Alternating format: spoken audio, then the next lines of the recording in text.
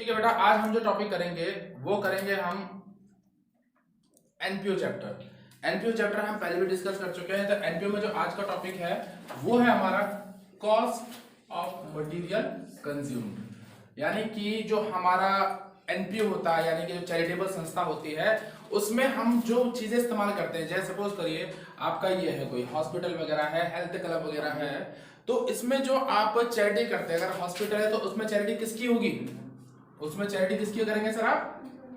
Medicine की, medicine की, ठीक है ना, दवाइयों की करेंगे आप। एक मिनट जरा बच्चों को एडमिट कर ले जो ऑनलाइन ऐड हो रहे हैं। हाँ हो गए। तो यानी कि जो भी आप चैरिटी करते हैं तो वो सारी चीजें जो होती हैं वो भी एक तरह से क्या होती है? कंज्यूम्ड हो रही है, यानी इसको क्या कर रहे हैं आप? कंज्यूम कर रहे हैं। सपोज करो जैसे चैरिटेबल हॉस्पिटल हो गया तो वहां पर मेडिसिन को आप कंज्यूम कर रहे हो। तो डेफिनेशन भी हमारी क्या कहते हैं? We need to calculate the expenditure occurred by the NPO. NPO mean organisation, organisation, NPO का मतलब हो गया organisation, on the different material consumed in a particular year while performing their activities and the expenditure occurred is known as the material consumed। यानी कि जो भी चीजें आप अकर करते हैं, जैसे आपका एनपीओ यहाँ पर मैंने बताया कि भाई आपका हॉस्पिटल है या हेल्थ क्लब है, तो उसमें जो कंज्यूम करेंगी चीजें वो कौन सी होंगी? चीजें कंज्यूम करने वाली मेडिसिन होंगी। स्कूल और कॉलेजेस में क्या होंगी? आपकी स्टेशनरी हो गई, स्टेशनरी कह लो या उसी के अंदर आ गया बुक्स वगैरह सब कुछ, ठीक है जी, स्टेशनरी आपका। स्पोर्ट्स क्लब के अंदर स्पोर्ट्स इक्विपमेंट, ठीक है जी। और मिड डे मील के अंदर आ गया आपका फूड मटेरियल। क्या आ गया जी? आपका फूड मटेरियल्स कह लो या स्टफ कह लो, ठीक है। यानी कि इन सब चीजों का जो हम उपभोग करते हैं, इस्तेमाल करते हैं, इसी को बोला जाता है कंज्यूम्ड। और ये सारी किसके रूप में? एक मटेरियल के रूप में, तो इसको क्या बोलेंगे? मटेरियल कंज्यूम्ड बोलेंगे। अब ये है जो हमको इसको कैसे शो करना है, इसको हमने कैसे फाइंड आउट करना होता है, ठीक है। तो इसको समझेंगे धीरे धीरे अभी हम। तो जो इसका नेचर होता है, इसका जो नेचर होता है किसका? इसका जो नेचर होगा हमारा किस नेचर का होगा? वो होगा रिवेन्यू। रिवेन्यू क्यों बोला मैंने? रिवेन्यू इसलिए बोला है क्योंकि ये डेली बेसिस का है, यानी कि जो रेगुलर अकरिंग होगा, रिकरिंग इन नेचर, ठीक है। एक होता है रिकरिंग इन नेचर, एक होता है नॉन रिकरिंग इन नेचर। मैंने आपको पहले भी लेक्चर्स में समझाया था इसके बारे में। यानी कि रिवेन्यू मतलब रेगुलर, रेगुलर मतलब हर उसमें होता रहेगा, होता रहेगा। ये तो नहीं है कि भाई आज सोमवार है तो आज दवाइयां नहीं देंगे हम, या आज मंगलवार तो आज दवाइयां नहीं देंगे हम। भाई तो दवाइयों को जो, अगर आपका चैरिटेबल हॉस्पिटल है तो दवाइयां तो डेली जाएंगी जाएंगी। तो ये सारी चीजें हमारी क्या कहलाती है? रिवेन्यू नेचर, यानी कि जो रिकरिंग होती है, डेली यूज के लिए होती है, ठीक है। अच्छा जी, तो सर इसको शो कहां करेंगे? इसको हम रिसिप्ट एंड पेमेंट में, अगर ये suppose receipt and payment account है तो इसको रिसिप्ट एंड पेमेंट में कहां करेंगे? रिसिप्ट में या पेमेंट में? रिसिप्ट में या पेमेंट में? सोच लीजिए किसमें करेंगे सर? इसको करेंगे हम क्रेडिट साइड में, यानी क्या लिखेंगे? By payment for material consumed, यानी कि by payment for material consumed, ये हमारा खर्चा होगा भाई एक्सपेंसेस में। और इसी को हम अगर हम इनकम एंड एक्सपेंडिचर अकाउंट में शो करेंगे तो ऑब्वियस सी बात है। देखो कई बार क्या होता है, बच्चा कंफ्यूज कर जाता है। मैंने कई बच्चों को देखा है, रिसिप्ट एंड पेमेंट पहले आ रहा है तो यहाँ लिखता है रिसिप्ट, यहाँ लिखता है पेमेंट, यहाँ बिल्कुल ठीक है। पर यहाँ के केस में इनकम एक्सपेंडिचर पहला रहा, बच्चा यहाँ इनकम लिखता है या एक्सपेंडिचर लिखता है, वो गलत हो जाता है। तो सर यहाँ पर क्या आता है मेरा? यहाँ पर आता है मेरा एक्सपेंडिचर और यहाँ पर आता है मेरा इनकम। तो ये मेरा किस नेचर का है? इनकम या एक्सपेंडिचर? Sir expenditure. तो यहाँ क्या लिखूंगा मैं? TCO, cost of material consume, to cost of material consume. तो इतना नोट कर लीजिए, फिर इसको हम आगे चलेंगे लेजर की फॉर्म में और दूसरे की फॉर्म में, ठीक है। अच्छा जी, इसका तीसरा एक और बनता है, ये हो गया 2 हो गया 3। बैलेंस शीट को मैं यहां बनाता हूं, विजिबल हो रहा है आपको? बैलेंस शीट हो रहा है बेटा? चलो जी, बैलेंस शीट अगर आपको विजिबल हो रही है तो हम इसको यहां बनाते हैं, ठीक है जी। तो बैलेंस शीट में हम इसको कहां शो करेंगे और क्या शो करेंगे? कोई बताएगा मुझे? Any idea? Yes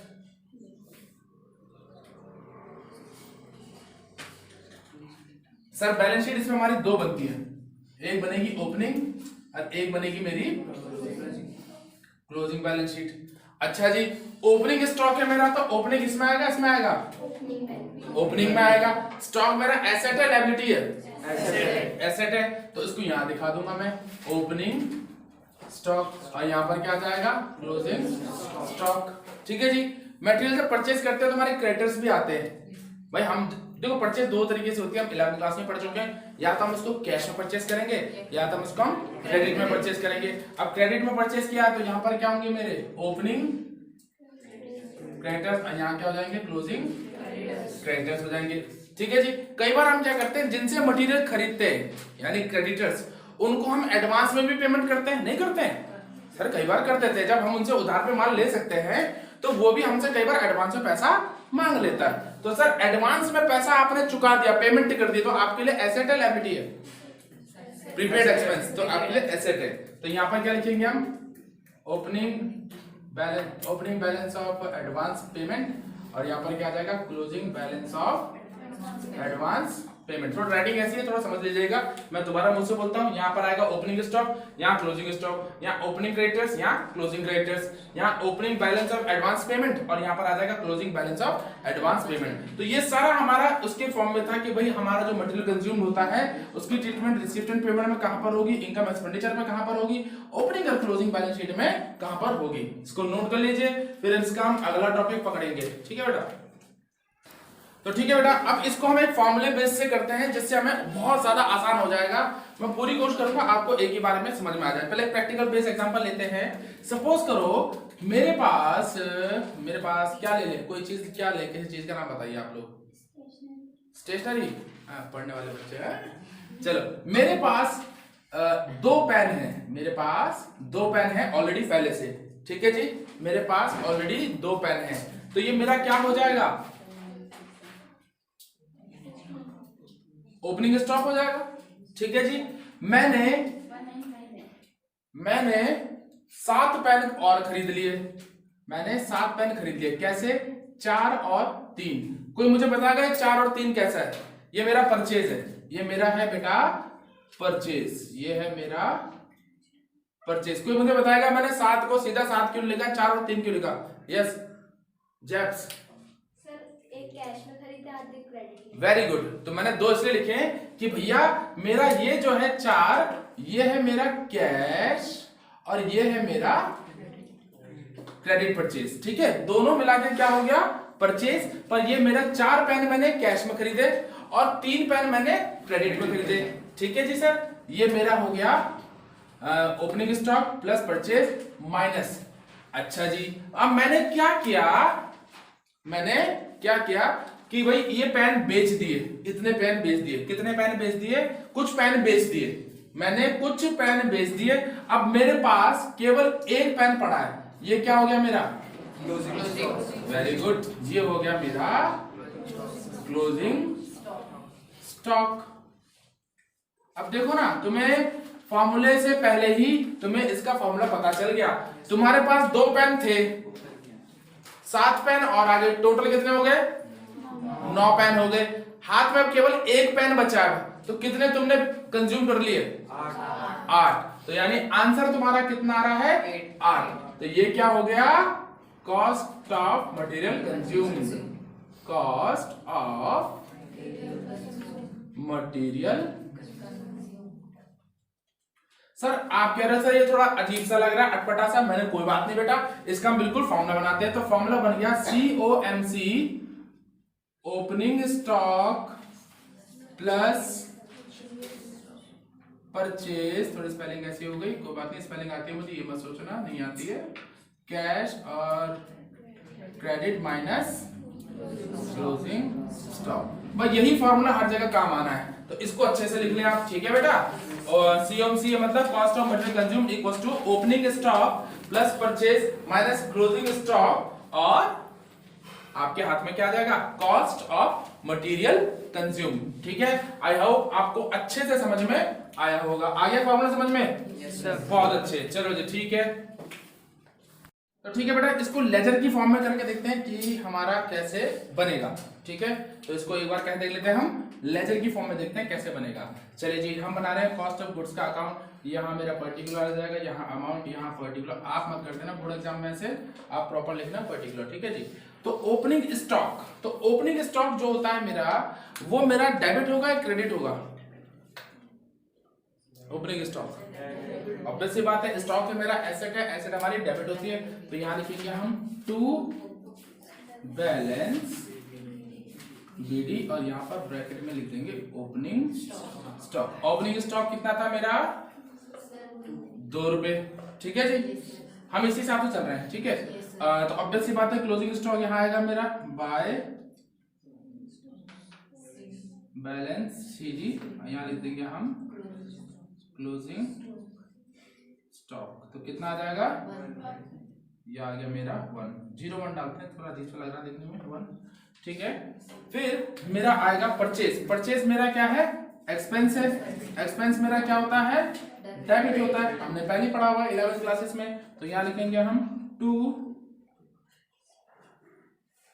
purchase of goods. कितना लिया है? 4 + 3 क्या आ गया मेरा? 7। और तो कुछ नहीं है ना भाई, तो इसे क्लोज कर दिया जाएगा और यहाँ आ जाएगा मेरा 9, यहाँ पर भी आ जाएगा 9। बैलेंसिंग फिगर आ गई 8, तो इसे क्या लिखूंगा मैं? By cost of material consume और यहाँ लिख देंगे बैलेंसिंग फिगर।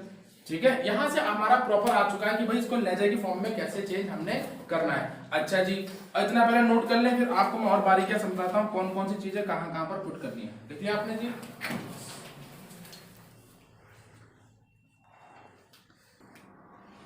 तो ठीक है, फिर इसको हम कहां कहां पर ट्रांसफर करेंगे? एक इसको, एक इसको और एक इसे।